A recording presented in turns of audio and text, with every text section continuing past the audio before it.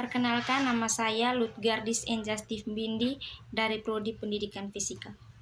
Di sini saya akan membacakan laporan percobaan fisika dasar 1 tentang Doppler efek. Tujuan percobaan. Yang pertama, untuk menentukan frekuensi yang dipancarkan oleh alat dan mengetahui hal-hal yang mempengaruhinya. Yang kedua, untuk menghitung kecepatan sumber bunyi yang mendekati pendengar. Yang berikutnya yaitu dasar teori. Yang pertama, pengertian efek Doppler.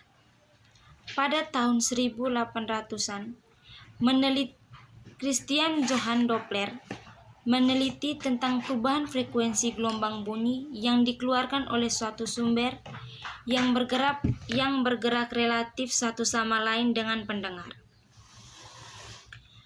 Perubahan frekuensi inilah yang melatar belakangi Doppler melakukan percobaan. Hasil dari percobaan Doppler kita kenal sebagai konsep efek Doppler. Bila sebuah sumber bunyi dan seorang pendengar bergerak relatif terhadap satu sama lain, maka frekuensi bunyi yang didengar oleh pendengar itu tidak sama dengan frekuensi sumber efek yang serupa terjadi untuk cahaya dan gelombang radio. Akan dibatasi dalam pembahasan selanjutnya.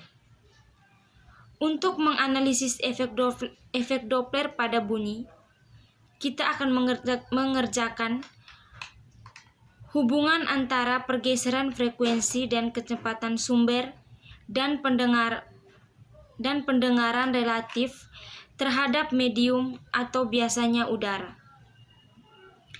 yang dilalui perambatan gelombang bunyi. Untuk menyederhanakannya, kita hanya meninjau kasus khusus di mana kecepatan sumber atau pendengar keduanya terletak sepanjang garis yang berhubungan keduanya. Yang kedua, pendengar yang bergerak. Marilah kita mula-mula membayangkan seorang pendengar L yang bergerak dengan kecepatan Fl menuju sebuah sumber stasioner S. Sumber itu memancarkan sebuah gelombang bunyi dan frekuensi F dan panjang gelombang lambda sama dengan F per Fs. Gambar di bawah memperlihatkan beberapa puncak gelombang yang terpisah sejauh lambda yang sama. Puncak-puncak gelombang yang mendekati pendengar yang bergerak itu mempunyai laju perambatan relatif terhadap pendengar itu sebesar F tambah Fl. Maka frekuensi Fs dinamakan puncak-puncak itu tiba di posisi pendengar, yakni frekuensi yang didengar oleh pendengar itu adalah Fp sama dengan F plus minus Fp per F plus minus Fs kali Fs. Penjelasan. Fp adalah frekuensi yang didengar oleh pendengar. Fs adalah frekuensi yang dikeluarkan oleh sumber suara. F adalah kecepatan suara di udara. Fp adalah kecepatan pendengar jika bergerak. Fs adalah kecepatan sumber suara jika bergerak. Yang ketiga, alat dan bahan. Yang pertama, smartphone dengan menggunakan aplikasi Pipox. Yang kedua, mistar dengan ukuran 40 cm. Yang ketiga, ballpoint dan kertas untuk mencatat data. Yang keempat, laptop sebagai penerapan data untuk grafik pada Excel. Yang berikutnya adalah langkah-langkah percobaan. Yang pertama, perhatikan menyiapkan alat dan bahan yang dibutuhkan. Yang kedua, perhatikan memulai menghitung menggunakan aplikasi Pipox dengan mode Doppler efek. Yang ketiga, perhatikan jangan lupa screenshot hasilnya dan ekspor data. Yang berikutnya adalah kesimpulan.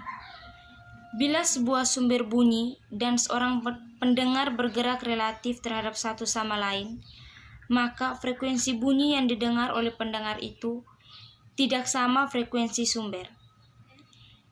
Efek yang serupa terjadi untuk cahaya gelombang radio akan dibahas, dan pembahasan selanjutnya untuk menganalisis efek Doppler pada bunyi, kita akan mengerjakan hubungan antara pergeseran frekuensi dan kecepatan sumber pendengar relatif terhadap medium atau biasanya udara yang dilalui perambatan gelombang bunyi.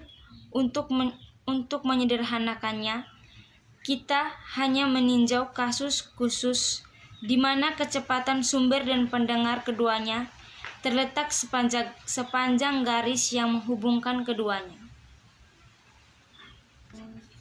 Baik, itu saja laporan Fisika Dasar 1 tentang efek Doppler. Sekian dan terima kasih.